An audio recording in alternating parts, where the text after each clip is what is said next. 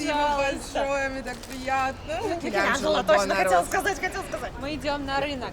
И трюфели, посмотрите, 800 евро за килограмм. А я думала свиньи. Свиньи, возможно, 200 лет назад. Я говорю, Саша, Ирина поехала в лес за трюфелями, а ты сидишь дома. Живо покупай билеты, сколько можно сидеть? Вот. Говорю, женщина, двигатель прогресса. Блюдо, оно называется лампредотто. Это желудок коровы, определенная его часть. А говорят, вы загинаетесь. Это для картинки на самом деле. Это Грызут всё не сухой трюфель с водой. Салюты за ваше путешествие. Спасибо, и за Приезд тебя. в Италию. Но он очень вкусный. Так Чем-то что похоже на тушеночку домашнюю. Сильно поднялись цены за последние года два? Отопление, продукты, налоги, коммуналка. зимой дома 18 градусов.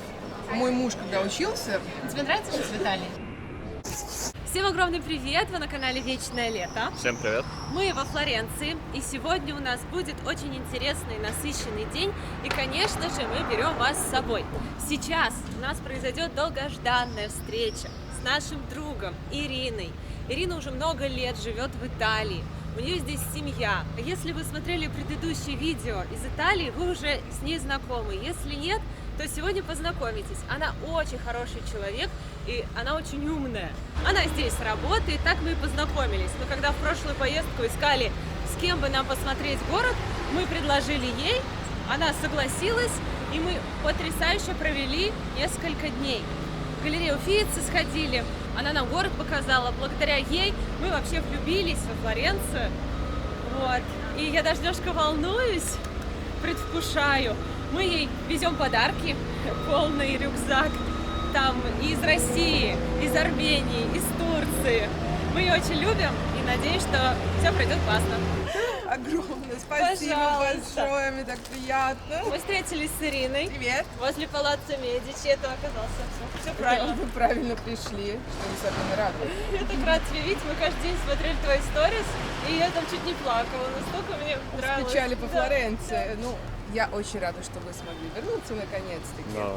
И сегодня погуляем по городу, посмотрим другие красивые места, которые в тот раз мы не успели посмотреть. Супер. Вот, кто знает, кто помнит, это Ирина. У нас, кстати, много зрителей, которые тебя помнят, передавали тебе приветы и благодарят за рецепт тирамису. Потому что я выложила, я сказала, что это твой рецепт настоящий итальянский, и мне все говорят, ты когда увидишь Ирину, ты скажи, это супер рецепт. Спасибо тебе. Спасибо. От себя скажу спасибо за то, что ты влюбила нас во Флоренцию, за то, что ты нам подсказала сериал «Медичи». Я его уже несколько раз пересматривала. Значит, ты мне сегодня будешь помогать во время нашей прогулки, вспоминать Обязательно. важные какие-то моменты. Обязательно. В общем, Ирина работает здесь гидом. Как давно ты, кстати, в Италии? Ой, я уже 15 лет здесь живу, не в самой Флоренции, рядом, и все время работаю гидом. Я как приехала, я сразу стала гидом, я не знаю. Как долго ты учил итальянский? Итальянский, в принципе, довольно-таки простой язык для меня, потому что, когда я приехала, 0 слов по-итальянски. Ciao, sono Irina. Ага. И когда ты живешь здесь, в процессе общения, все это очень быстро происходит на самом деле, да. Поэтому я где-то за год уже хорошо разговаривала на итальянском языке. А сама ты из какого города? Я из Витебска, из Витебска. Беларуси. Да. Этот город может быть знаменит благодаря славянскому базару. Кто-то слышал такой фестиваль у нас проходит. И это родина Марка Шагала. Ребята, посмотрите, у меня вот тут вот целый пакет подарков. Это было очень неожиданно и очень приятно. Спасибо вам большое. Я тоже люблю, когда дарят еду, всякую вкуснятину, по которой скучаешь. Да, тем более это экзотическое все для меня. Но я бы хотела положить ее в рюкзак. Да. И мы сегодня с вами начинаем нашу прогулку в квартале Сан-Лоренцо. Можно сказать, что это квартал семьи Медичи. И, естественно, обратите внимание на этот дворец, который называется Палаццо Медичи Рикарди. Почему это самый главный дворец Флоренции? Потому что он стал прототипом для всех дворцов эпохи Возрождения. Но Козимо старший Медичи, это был очень богатый человек в свое время, естественно, семья банкиров. И он хотел построить себе свою резиденцию, свой дом. Конечно же, представьте, самый богатый человек в Европе мог бы позволить себе абсолютно иметь роскошный фасад, украшенный мрамором, чем угодно. Но его знаменитая фраза сказал: «Не хочу вызывать зависть у соседей». поэтому принимает более скромный проект, который предлагает ему архитектор Микелоццо в 1444 году. И он стал примером для всех дворцов эпохи Возрождения. Вот обратите внимание, да, как они были построены. Всегда 3 этажа. И на каждом этаже мы видим украшение, грубый камень, руст, который как бы зданию придает мощность, монументальность, но чем выше этаж, тем плаже становится это украшение камнем. Пойдем. Потому что не каждый день так можно сделать, правильно? Приехать во Флоренцию и вот на лавке Медичи завалиться. Такие лавки, естественно, предназначались для людей, посетителей, которые могли приходить в этот дворец, ну и просто посидеть, отдохнуть. Так как в этом здании проживал сначала Козимо Старший, потом его знаменитый внук Лоренцо, великолепный Медичи. Я тоже смотрела вторую часть. В сериале они самые красивые актеры в жизни были, и так себе не очень-то и великолепные на самом деле. И он был большим покровителем художников, скульпторов. Например, Лоренцо замечает молодого талантливого парня, которому было всего лишь 14 лет, приглашает его жить к себе в этот дом, воспитывая как своего сына. Кто бы это мог быть, вы догадались? Да, сейчас я скажу. Донателло. Донателло был друг Козимо Старшего Медичи, скажем, который построил этот дворец, а уже Лоренцо великолепный был покровителем Микеланджело точно хотел Буонаротти. сказать. Так что Микеланджело 4 года прожил в этом дворце и воспитывался вместе с детьми Лоренцо Великолепного. Естественно, Боттичелли, Леонардо да Винчи, все когда-то приходили в этот дом, поэтому, скорее всего, тоже сидели на этой лавке, как мы сейчас с вами.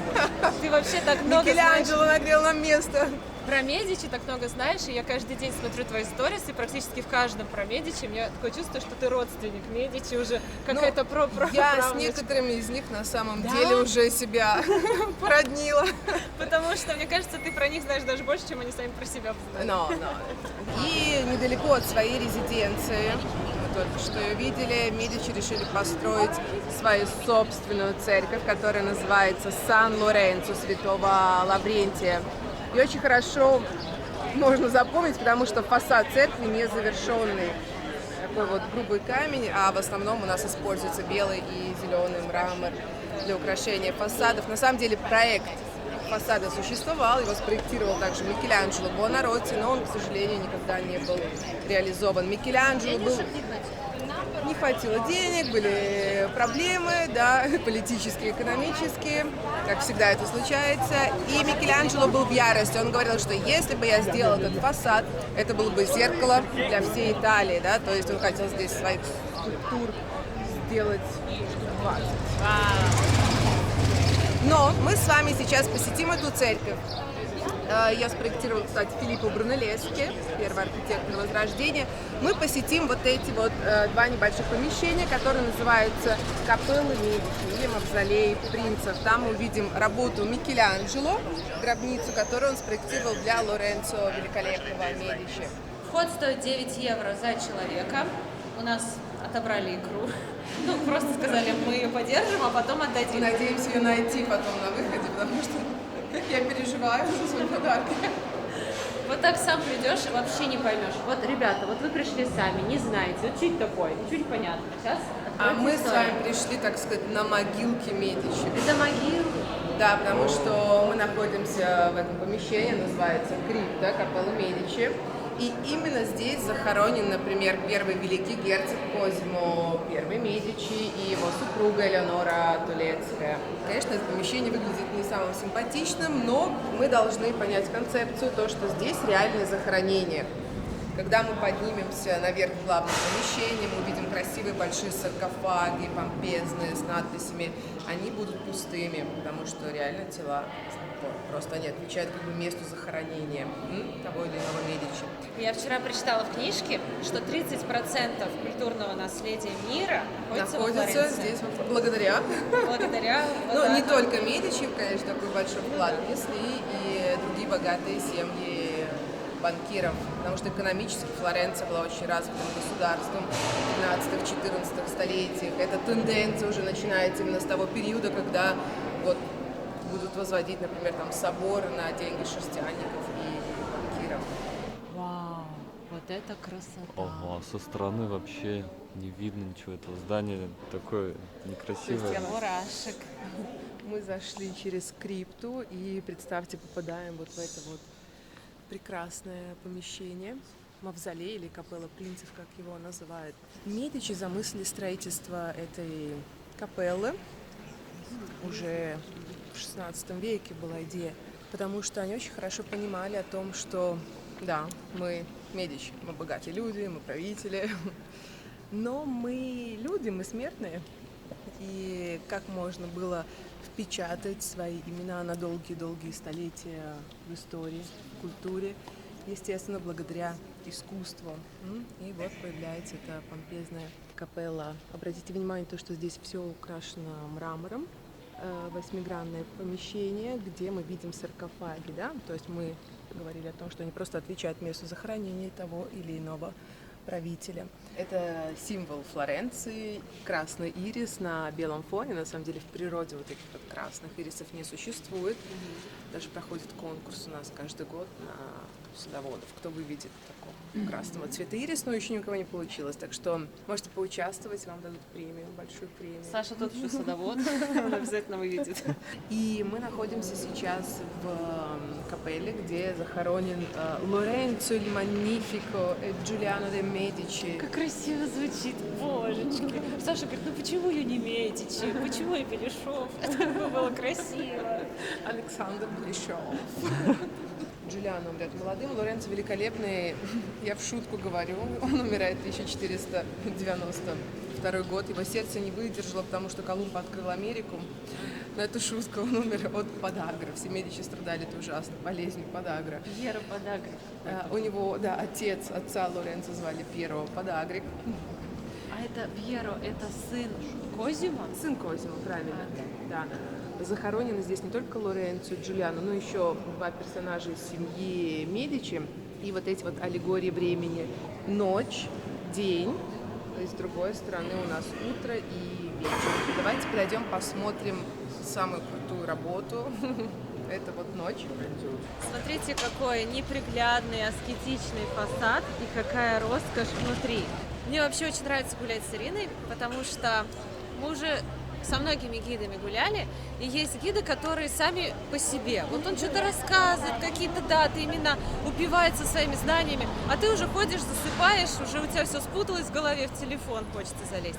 Ирина нет, она постоянно держит твое внимание, какие-то шутки, пытается сложные вещи сказать простым житейским языком, что-то у тебя спрашивает, и ты реально запоминаешь. От нее мы больше всего получили знаний, которые вот уже много лет с нами. Мы идем на рынок. Да, мы идем на рынок, называется Mercato Centrale. И этому рынку уже 150 лет в этом году исполнилось.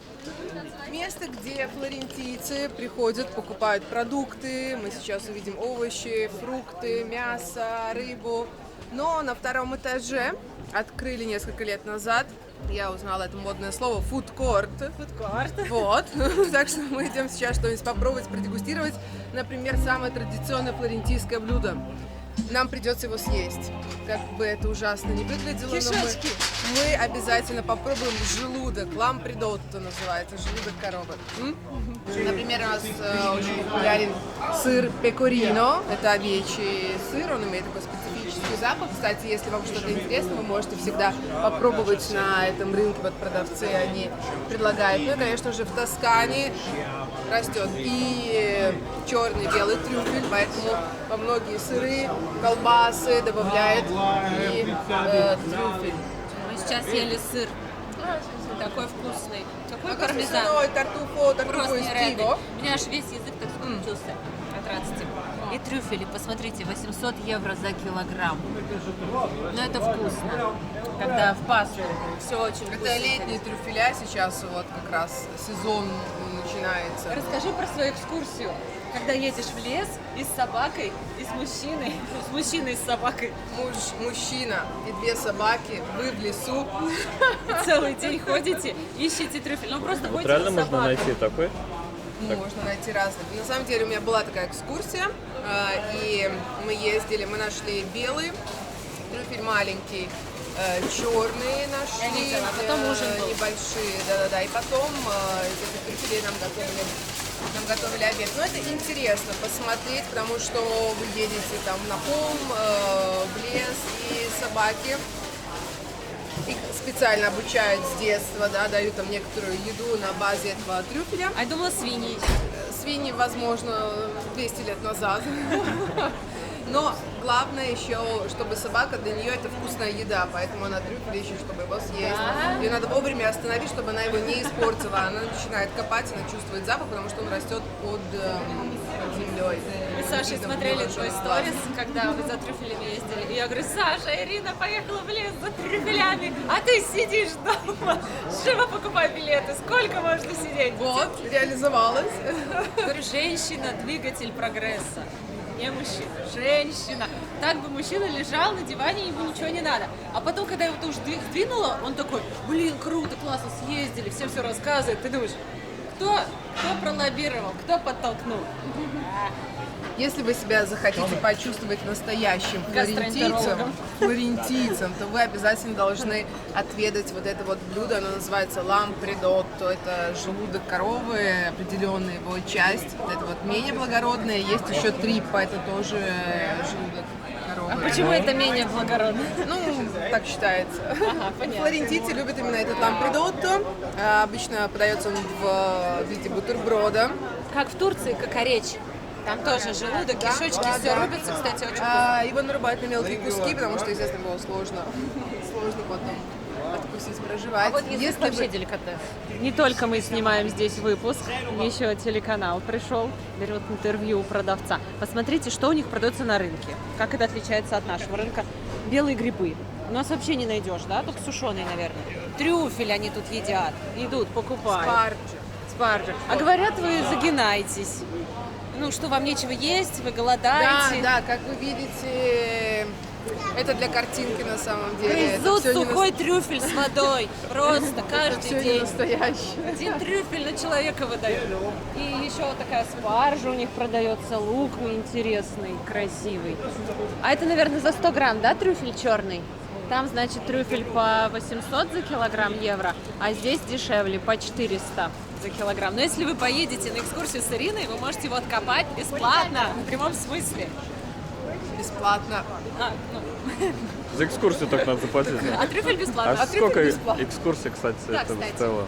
Ой, ну такая экскурсия зависит от тартуфа. Это человек, который специализируется на поиске трюфеля. У каждого свои цены. Мы платили 120 евро за охоту на человека и за обед. 120 евро охота и обед. Такое событие никогда не забудешь. Ну, это интересно, да, на самом деле. Блюдо недорогое. За 5 евро вы съедите сейчас вот большой бутерброд с этим желудком.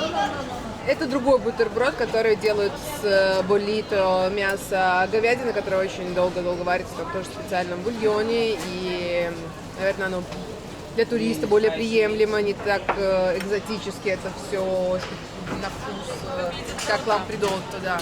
Кстати, здесь есть Макдональдс, мы туда зашли, там вообще Это никого. наш средневековый Макдональдс. Да, зачем нам зачем? настоящий Макдональдс, если у нас есть такой Макдональдс?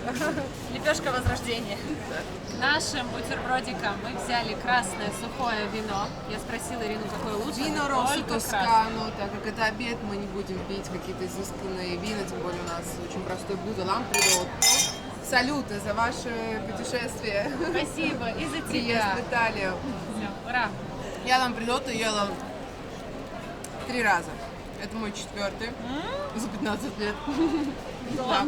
Но он очень вкусный. Так у меня уже есть опыт поедания лампредотто. Это действительно вкусный. Очень вкусный, очень сочный. Так Чем-то что- похоже на тушеночку домашнюю. Да, может быть, что-то в этом и есть. Классно. И хлеб такой домашний, хрустящий. Здесь вообще хлеб очень вкусный. Обалденно. В меру остренько, свежая зелень. Да. Классный вообще перекус. Не обязательно идти в ресторан. Вот сюда пришли на рынок, сыр наелись, еще потом. Попробовали вина везде, лимончелло, потом сюда вернулись, съели. Пошли дальше гулять по Флоренции. Можно задать тебе вопросик? У вас сильно поднялись цены за последние года два? в Италии? Вот меня интересует отопление, продукты, налоги, вот коммуналка, житейские моменты. Так, смотри, по поводу электричества и газ. У нас в Италии всегда он был дорогой, но сейчас, конечно же, цены выросли. Так, насколько Мой процентов? дом, я не знаю проценты, где-то 20-30% некоторые. Но вы тянете?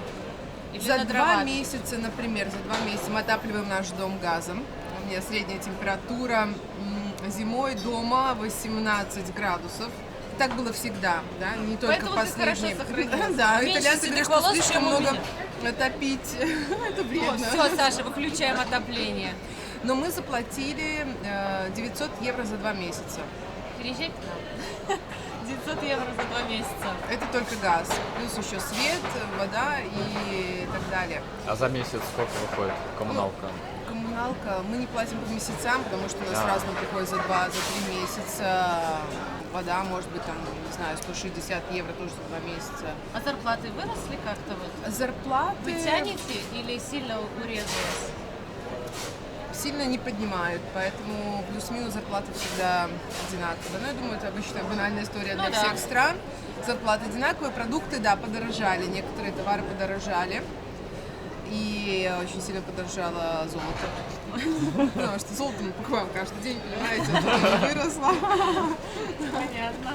Теперь меньше золота покупать. Ну как, мы просто меньше золота покупаем. Ничего, не Нет, почему для меня расстраивайся. это актуальная тема? У сына был праздник, и все ему родственники, это было первое причастие, и все обычно традиция дарить золото, какие-то украшения, но решили подарить деньгами, потому что реально купить даже маленькое какое-то там ювелирное украшение стало дорого. Но Понятно. это плохой пример просто это моя ситуация, которая меня коснулась сейчас вот это время. Да, цены выросли, коммунальные услуги выросли. Бензин сколько у вас? Бензин у нас, кстати, в начале всех событий подорожал. Сейчас уже цены евро 80, евро 60. Понятно. А средняя зарплата какая в Италии?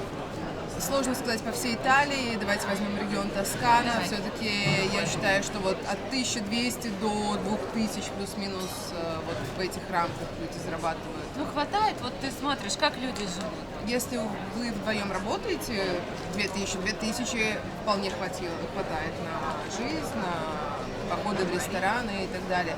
Если в семье одна зарплата, и тогда, наверное, это сложно, да.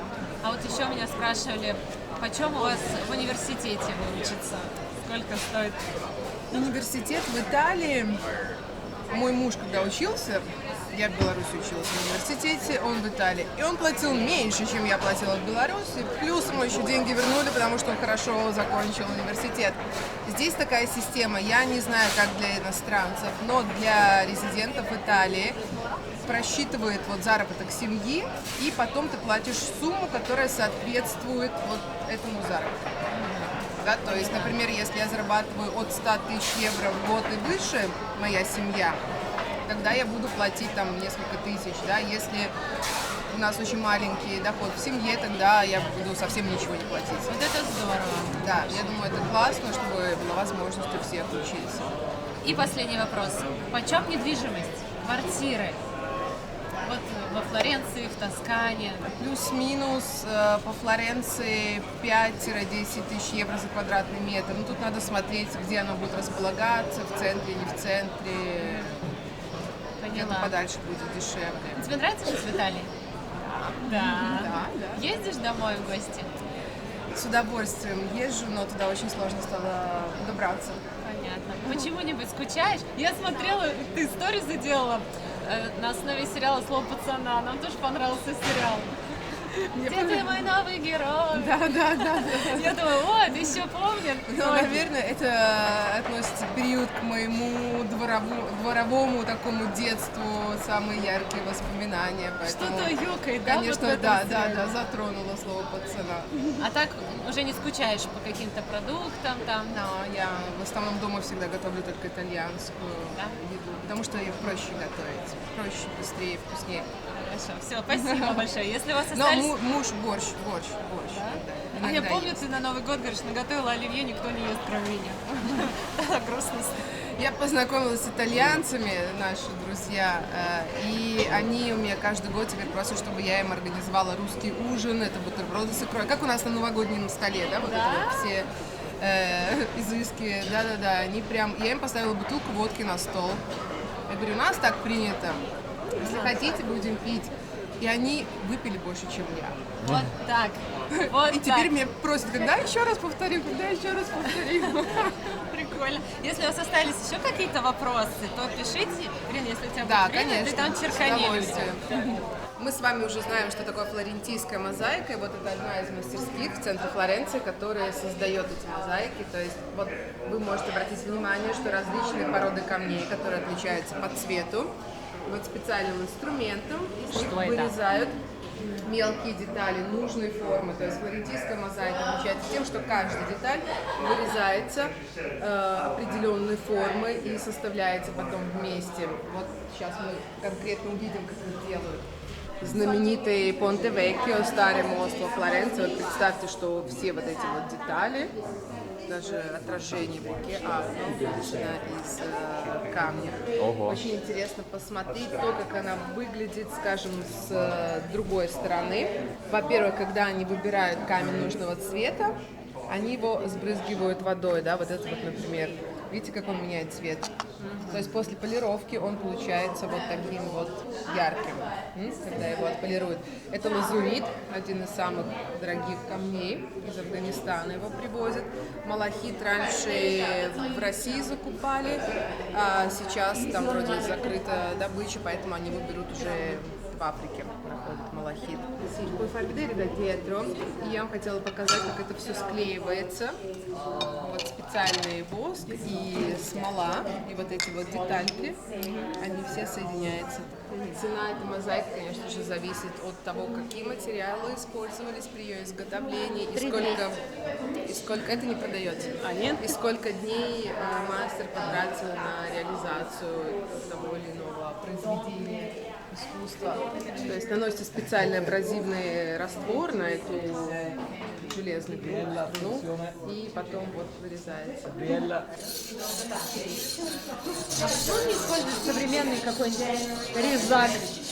Потому что они очень любят сохранять свои традиции, и я думаю, что даже до сих пор это самый эффективный способ, чтобы вырезать вот эти вот детали нужной формы, они должны быть вырезаны под определенным углом.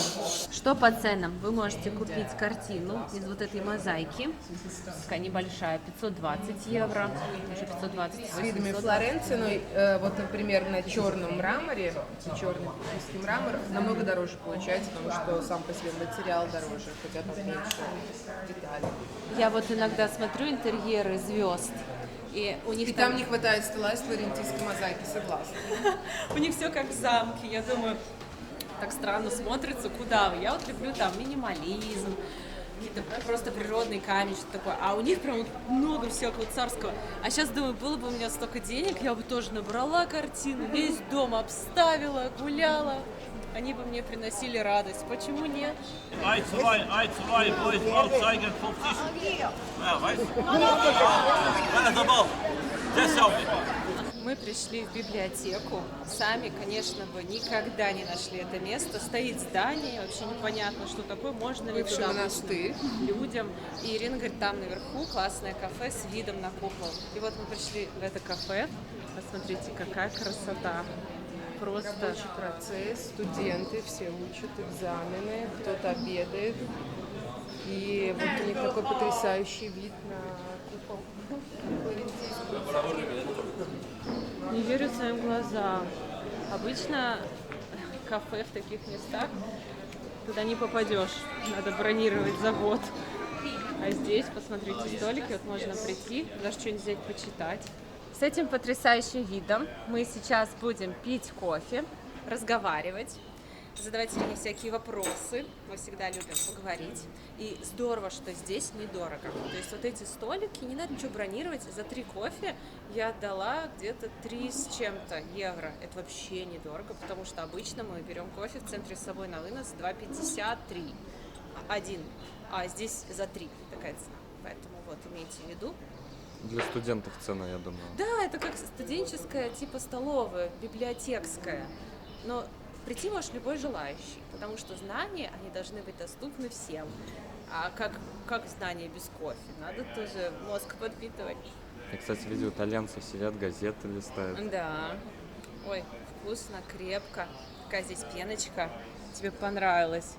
Ой, как будто в пепельницу добавили воды, перемешали и дали это пить. Так горько.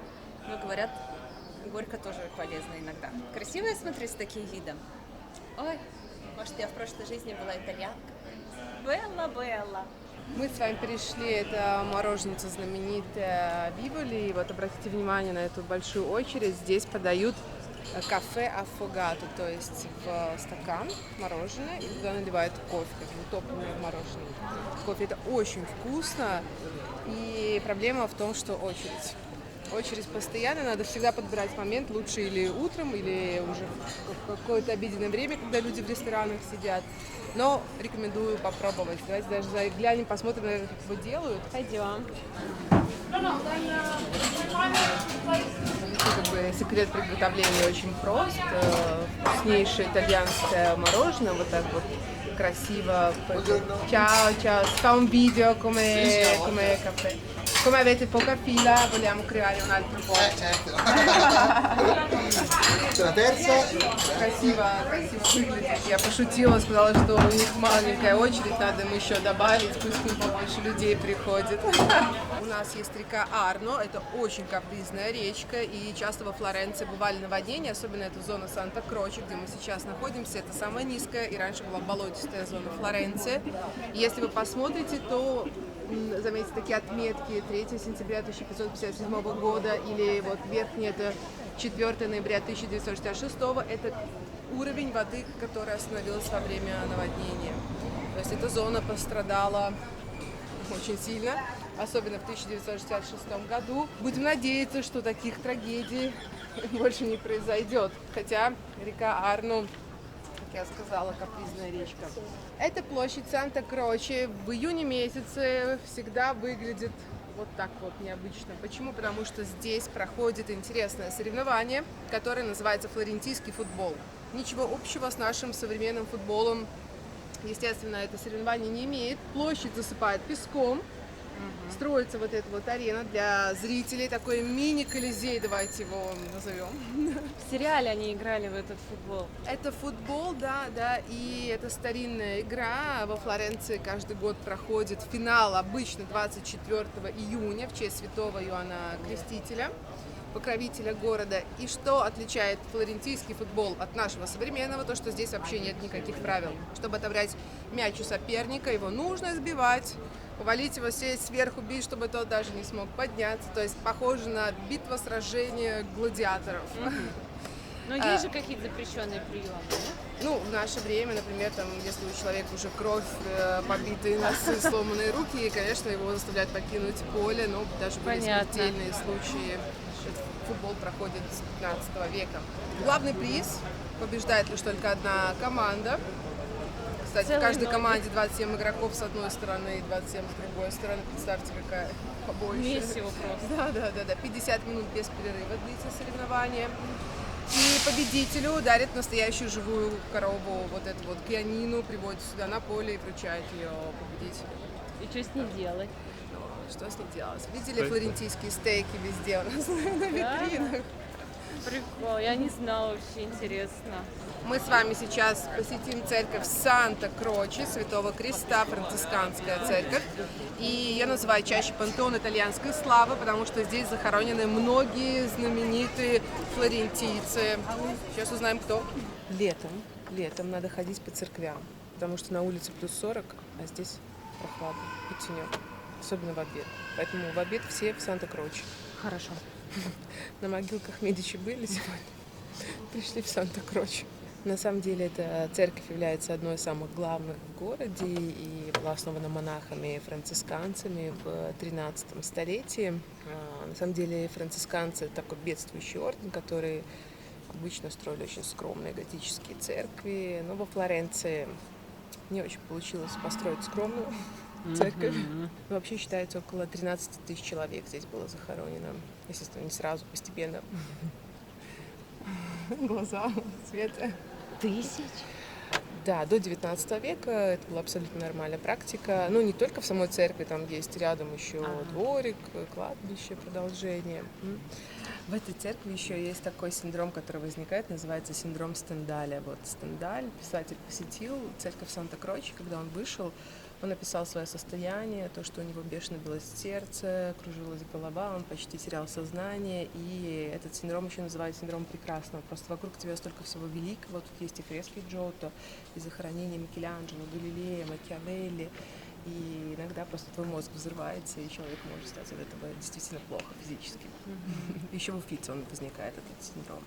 Но мы с вами подошли к могиле Галилео Галилея, и он, конечно же, главное свое изобретение держит в руке, телескоп.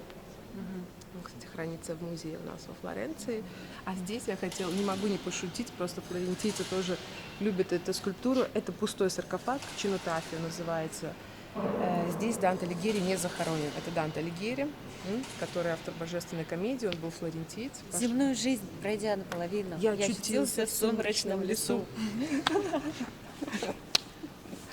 Молодцы, подготовили. Но это уже скульптура 19 века. Вот обратите внимание на такого серьезного, грустного Данте. И флорентийцы не любят эту скульптуру, они называют качок. Потому что у него слишком уж большие мускулы перекачаны. Он на тренажерке вообще никогда не выходил. Аллегория поэзии, плачущей поэзии и аллегория Италии. Это уже скульптура после того, была создана, когда объединили Италию, да, потому что такой страны до 19 века как таковой не существовало. Ну что, на сегодня наша экскурсия закончена. Мы встретимся с Ириной завтра и поедем к Янти. Посмотреть красивые тосканские пейзажи. Да. Мы, конечно же, в этом видео не все выложили, что сегодня увидели и услышали, потому что, во-первых, видео бы получилось огромным, а во-вторых, чтобы вы сами приехали и получили новую информацию авторскую на экскурсиях, чтобы вам было интересно. А мы поработали, знаете, как для затравочки. Ирина, расскажи, пожалуйста, какие экскурсии ты проводишь, что чаще всего люди берут? Ну, конечно, тем, кто приезжает впервые во Флоренцию, я рекомендую всегда начать с обзорной прогулки по городу, чтобы понимать общую концепцию Флоренции. Обязательно, на мой вкус, посещение галереи Уффици, картинной галереи, где все шедевры эпохи Возрождения, например, там Боттичелли, художник Леонардо, Микеланджело.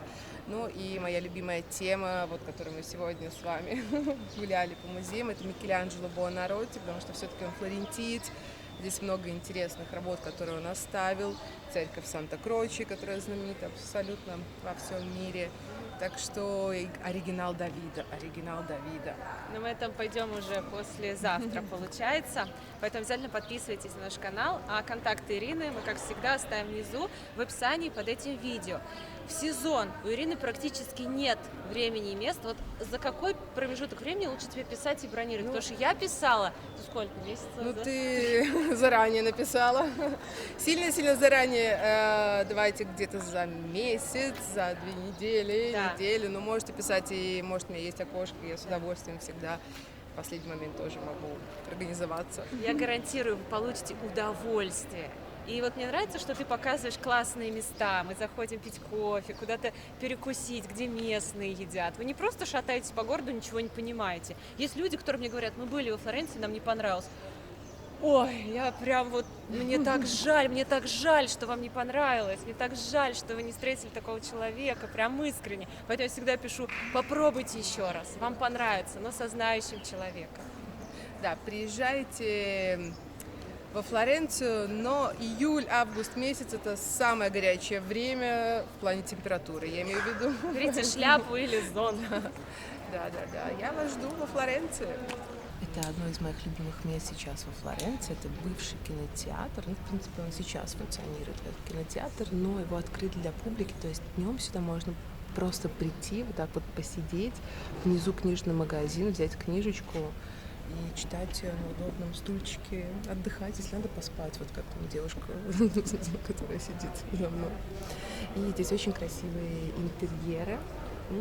написана знаменитая фраза Лоренцо Великолепного о том, что юность, ты прекрасна, хоть проходишь быстро путь, хочешь быть счастливым, будь, нынче, завтра неизвестно. Это цитата Лоренцо Великолепного, его стихи. Актуально по сей день. Актуально всегда. Здесь что удобно, еще можно посидеть за столом, поработать. И бесплатно. Можно взять книгу, почитать. Кафешка есть, в принципе, тут можно провести время. Хоть весь день. Бежать из дома, да, и сидеть и целый день тусить.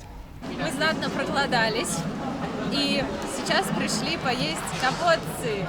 Это, я называю ее средневековая свинина, точнее средневековый поросенок. Его как-то на вертеле жарят, и он с хлебом подается, 6 евро стоит, мы еще добавили соус, получилось 6,50. И вот так это выглядит. Хлеб разрезается пополам, туда вот эта вот печеная свинина, такая жирненькая, можно выбрать всякий соус, еще какие-нибудь добавки, сыр, и все это поедается.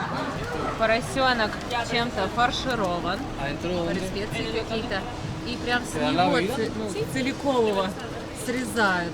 Корочку убирают зажаренную сухую, а вот самое сочное мясо с жирочком все кладется туда. Я смотрю, там еще какие-то запчасти свиные. Мне кажется, надо было еще вот этот соус взять с черным трюфелем.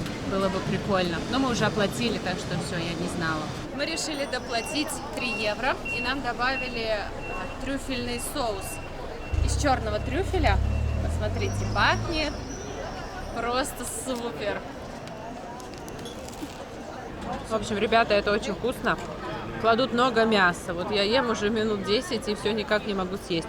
У меня с трюфелем, а у Саши зеленый соус какой-то. С трюфелем вообще супер, намного вкуснее. Рекомендуем взять именно с трюфелем. Он сам по себе вкусный, ароматный и подчеркивает вкус свининки. Мы сейчас гуляем по Золотому мосту. Золотой он называется, потому что здесь очень много магазинов с ювелирными украшениями, бриллианты, золото. Все блестит, такое красивое. Пойдемте покажу кольцо, которое мне очень понравилось. Это что-то. Держитесь крепче. Это кольцо с бриллиантом. Вот оно. Вот видите, вот они 4 стоят. Вот оно первое. Идеальное. И крепление бриллианта, вот как Тиффани, вот это вот оправа и огранка. И то, что оно сужается к камню. Очень красиво. А еще здесь играет музыкант на гитаре. Вчера тоже играл. Такие классные мелодии, романтичные. И я замечаю, как люди, проходя мимо него, начинают танцевать, обниматься, фотографироваться, целоваться. То есть они куда-то бегут, слышат эту музыку, этот мост.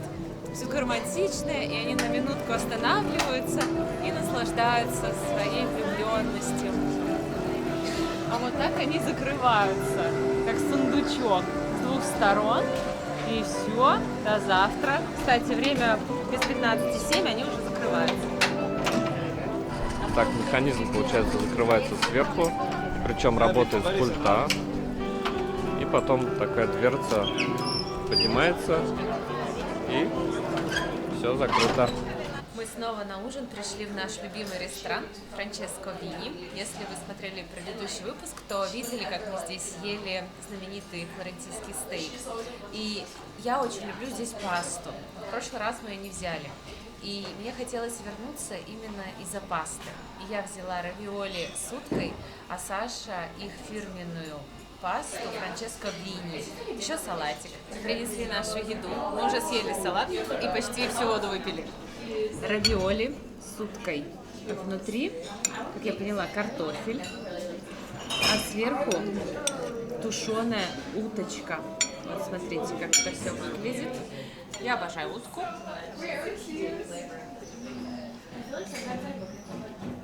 Вкуснятина. Нежнятина. Прям домашняя классная еда. Если любите тушеночку, то вам понравится. Здесь еще томатный соус. Все такое нежное, вкусненькое, сочное. Очень красивая подача. Утка нереальная. Еще я попробую сейчас Сашины спагетти. Они называются фирменные Франческо Вини. Так, какая красота. Все дымится. Пахнет вкусно. Острые? Да. но вкусные. Сливочный и томатный одновременно вкус. Хорошие спагетти, домашние. Ну, здесь все домашнее. Очень-очень вкусно. Но я хотела в сливочном соусе. Думала, это будет в сливочном соусе, это в томатном. Ну ничего, тоже очень вкусно. Значит, придется вернуться сюда еще на что-то сливочное. Мы поели, и все вышло на 46 евро. Зашли в местный туристический магазин, но он находится прямо в центре. И хотим показать, какие здесь цены. Большой выбор вина. Мартини Асти 7 евро. Макароны, она же паста, евро 10, евро 80 и 65 центов. За 65 большой выбор. Есть спагетти за 65. Вот такие за 65 тоже. Вот такие мюсли с сухофруктами 4 евро. Большой выбор сладенького, вот такие вафли, евро 90. Литровая кола стоит евро 90. Большой выбор пива, получается евро 85, 2,15. Но за 60 центов самое дешевое, но без алкоголя. Поэтому оно и дешевое. Жидкое мыло DAF 2 евро, пол-литра. Мы стоим в очереди за кофе с мороженым. И это еще небольшая очередь по сравнению с тем, что было днем. На улице никто не стоит. 6 евро стоит, мы взяли один, попробуем. Мне кажется, их кофейный автомат выйдет на пенсию раньше срока, потому что он целый день работает. И нам уже, я смотрю, сделали основу, то есть берется чашка, вот так 4 ложки по краям мороженое выскабливают, а в центр наливают кофе. Крепкий такой, хороший. Мороженое нормально. Ой, дайте мне вот красивенькую, нигде мало. Вот, мне давайте. Мне как бы... Она only one. Видите, хотела бы обмануть, сказала, давайте 2.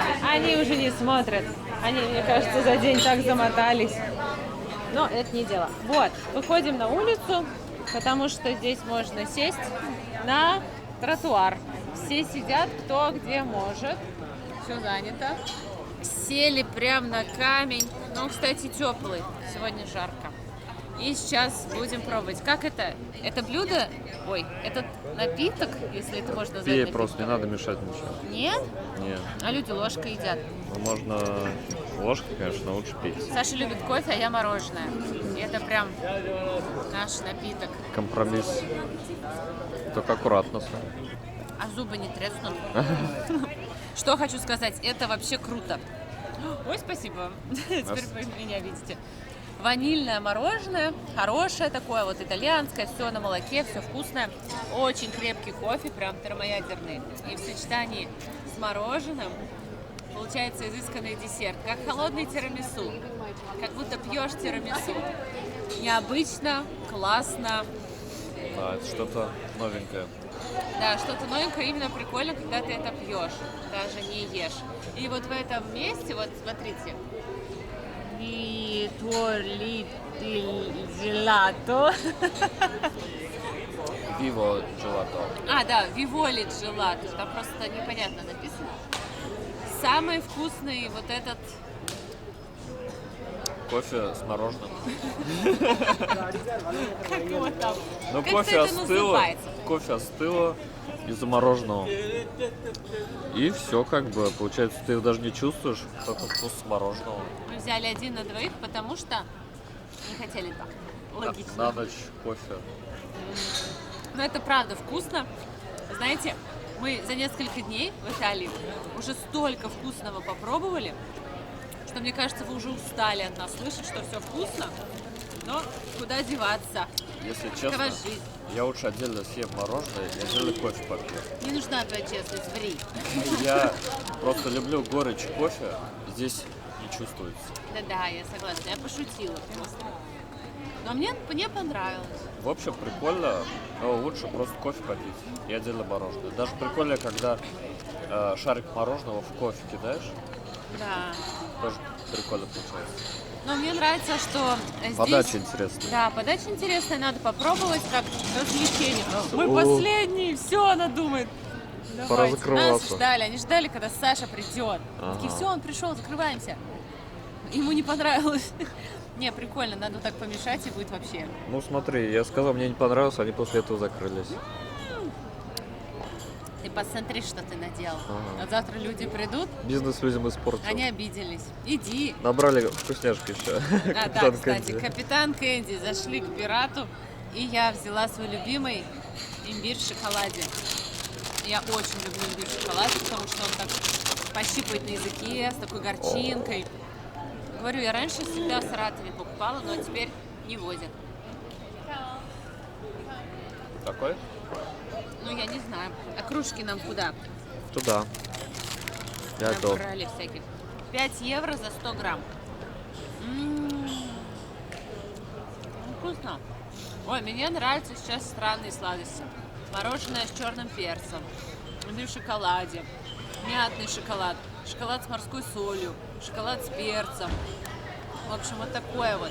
Мне уже мало просто. Сахар ложками есть. Взрослеем. А мне сейчас нравится просто американо. Ни капучино, ни с молоком. Просто американо. Кайф. Эспрессо тоже Саша любит. Да, но вот это вот, тут уже нет кофе, одно мороженое. Так что не знаю, думайте сами. Не, прикольно. Можно попробовать. Я думаю, всем понравится. Если едите сладко, Жалко, закрылись, я бы сейчас взял. ну ты пролезь. Скажи еще. Да нет, уходи уже, отстань от нас. Они уже устали, мне кажется. Кофе-аппарат мучить за целый день. Вообще в Италии много вкусненького всего. Худели. Ну, я худела. А я не толстел. Ты как знал. Но всегда подготовлены к Италии. Вообще хорошо проводим здесь время. Уже даже немножечко вымотались. Такие, сегодня зашли в отель. Ну, поработали, немножечко в кровати полежали и с новыми силами опять отправились гулять. Если этот выпуск вам понравился, а я надеюсь, что он вам понравился, мы стараемся для вас, то ставьте нам лайки, подписывайтесь на наш канал, пишите добрые комментарии, делитесь своими впечатлениями, если тоже отдыхали в Италии, что вам понравилось, что не понравилось, где были. Увидимся в следующих выпусках. Вас очень сильно любим. До новых встреч. Пока. Пока.